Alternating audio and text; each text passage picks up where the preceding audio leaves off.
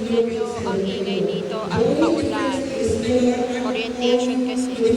Kakabit ko yung aking Shih Tzu na mic. Pakinggan nyo ha. Tatahimik na siya. Oh, kita, wala na yung ingay. Pwede na tayo makapag-content uli. So, ayun na nga. Kauuwi lang namin no, galing sa orientation sa enrollment nung eldest ko. So, tinest natin doon. Habang nasa venue tayo, tinest natin doon yung wait lang. Inayos ko lang yung buhok ko kasi nga kapag nasa bahay, syempre naka-fan lang ako, nakatutok lang yung electric fan sa akin, kaya nagkadagulo-gulo na yung buhok ko. So, eto na nga, 'di ba? Habang nasa venue tayo, tinest natin yung Shih Tzu Ono mic. Actually, dalawa yung mic natin sa Shih Tzu Ono.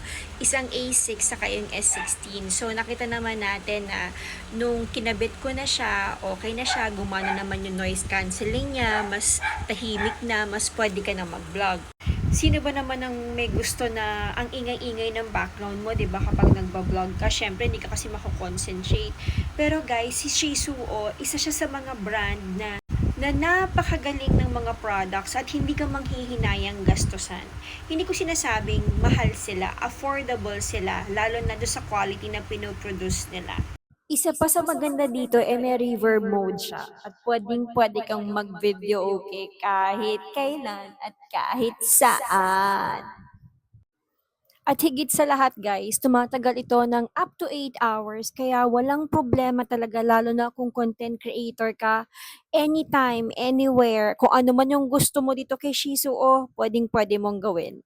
Kaya kung nagustuhan nyo yung mga traits ni Shih na shinare ko, check nyo yung yellow basket.